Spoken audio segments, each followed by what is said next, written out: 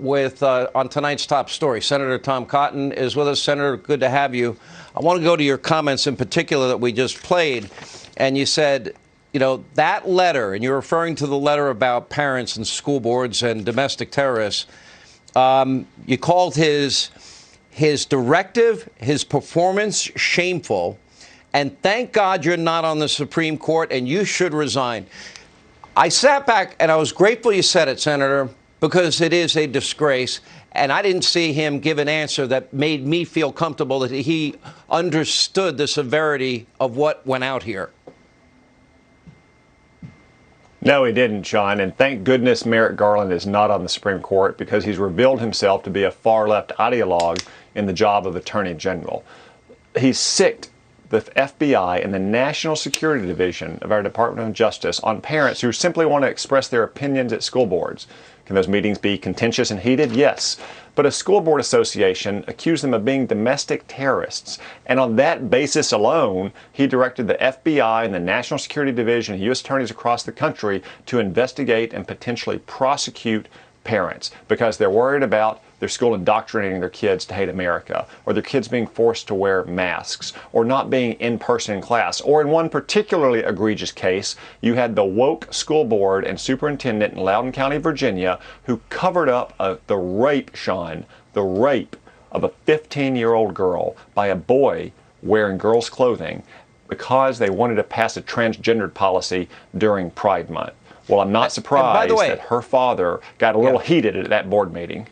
By the way, as he should. Now, what's interesting about that is that that supervisor, the guy on the board of supervisors, that should know better, denied any knowledge of it, but yet the local police department acknowledged that it had been investigating it from the first day. Isn't that correct?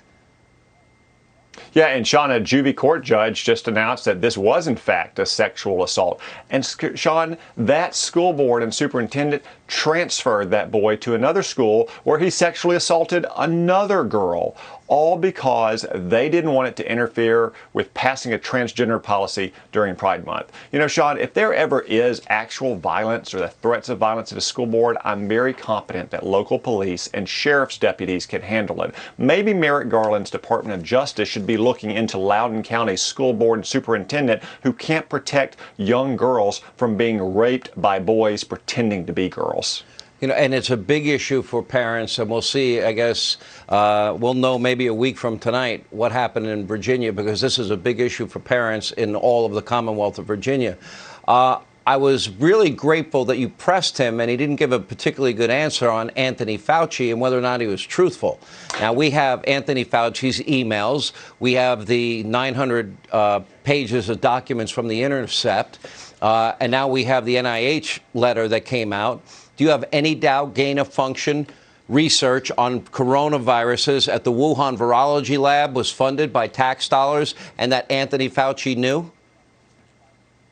Not at all, Sean. Speaking of people who should resign in disgrace, Tony Fauci should resign in disgrace. He repeatedly lied to the American people and the Congress, saying that his agency did not fund this risky, dangerous research in China, of all places. And now his agency has admitted that.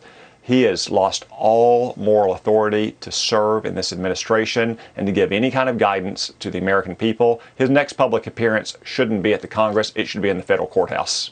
When you look at Joe Biden's overall presidency, from Afghanistan to the border to more people dead in 2021 of COVID, inflation, the economy, energy, foreign policy, can you name a single success, Senator? Because I read and watch every day, every detail of what he's doing, and I don't see one area where I can say, wow, he's doing a good job here or here or here. I don't see it.